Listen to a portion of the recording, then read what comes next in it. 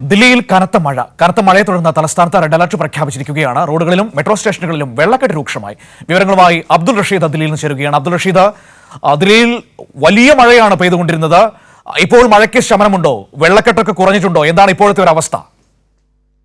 മനു, തീർച്ചയായും ഉത്തരേന്ത്യൻ സംസ്ഥാനങ്ങൾക്കൊപ്പം ദില്ലിയിലും കനത്ത മഴ പെയ്യുകയാണ്. ഇന്നലെ വൈകുന്നേരത്തോടു കൂടിയാണ് ദില്ലിയിലെ വിവിധ മേഖലകളിൽ ശക്തമായിട്ടുള്ള മഴ അനുഭവപ്പെട്ടത്. ഈ മഴയിൽ മഴ വർദ്ധിച്ചതോടുകൂടി വിവിധ ഇടങ്ങളിലൊക്കെ തന്നെയും വെള്ളക്കെട്ട് രൂപപ്പെടുകയും ഗതാഗതം പൂർണ്ണമായും സ്തംഭിക്കുന്ന സ്ഥിതിവിശേഷമൊക്കെ തന്നെയും ഉണ്ടാവുകയും ചെയ്തിട്ടുണ്ട്. എന്നാലും ചില പ്രദേശങ്ങളിൽ ഇപ്പോഴും വെള്ളക്കെട്ട് രൂപപ്പെട്ടിരിക്കുകയാണ്. അതായത് വെള്ളക്കെട്ട് ഇപ്പോഴും തുടരുകയാണ്.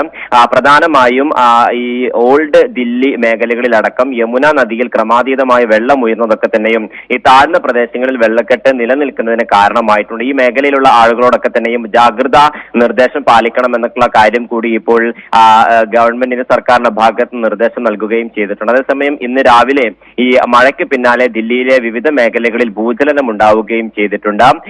ദില്ലിയിലെ ഹരിയാന ലജ്ജർ ആണ് ഈ ഭൂചലനത്തിന്റെ പ്രഭവ കേന്ദ്രമായി അറിയിച്ചിട്ടുള്ളത്. രാവിലെ 9:04 കൂടിയായിരുന്നു ഇത്തരത്തിലൊരു ഭൂചലനം ഉണ്ടായത്. ഒരു സ്കെയിലിൽ 4.4 തീവ്രത രേഖപ്പെടുത്തിയ ഭൂചലനം ദില്ലിക്ക് പുറമെ നോയിഡ, ഗാസിയാബാദ്, ഗുരുഗ്രാം, ഫരീദാബാദ് തുടങ്ങിയ മേഖലകളിലൊക്കെ തന്നെ ഇതിന്റെ പ്രഭാവം ഉണ്ടായിട്ടുണ്ട് എന്നുള്ളതാണ് ഇപ്പോൾ വ്യക്തമാകുന്നത്. എന്തായാലും വരും മണിക്കൂറുകളിലും ശക്തമായ മഴ ദില്ലിയിൽ പെയ്യുമെന്നാണ് കാലാവസ്ഥാ നിരീക്ഷണ കേന്ദ്രത്തിന്റെ മുന്നറിയിപ്പ്. അതേസമയം ഉത്തരേന്ത്യൻ സംസ്ഥാനങ്ങളായിട്ടുള്ള പഞ്ചാബ്, അതോടൊപ്പം ഹരിയാന, UP തുടങ്ങിയ പ്രദേശങ്ങളിലൊക്കെ തന്നെയും ഇപ്പോഴും കനത്ത മഴ തുടരുകയാണ്. ജമ്മു കാശ്മീരിലും ഹിമാചൽ പ്രദേശിലും അടക്കം മഴ തുടരുന്ന സാഹചര്യമുണ്ട്. കഴിഞ്ഞ ദിവസങ്ങളിൽ ഹിമാചൽ പ്രദേശിലെ വിവിധ മേഖലകളിലായിട്ടുള്ള മേഘവിസ്ഫോടനത്തിലടക്കം 84 പേരുടെ മരണമാണ് ഇപ്പോൾ സർക്കാർ സ്ഥിരീകരിച്ചിരിക്കുന്നത്. അതേസമയം വിവിധ മേഖലകളിൽ ഒഴുക്കിൽപ്പെട്ട 30 പേരുടെ മൃതദേഹം ഇതുവരെയും കണ്ടെത്താനായിട്ടില്ല. ഇവർക്ക് രക്ഷാപ്രവർത്തനത്തിന് ആവശ്യമായിട്ടുള്ള തുടർ നടപടികൾ ഇപ്പോഴും തുടർന്നുകൊണ്ടിരിക്കുകയാണ്. ഈ കനത്ത മഴ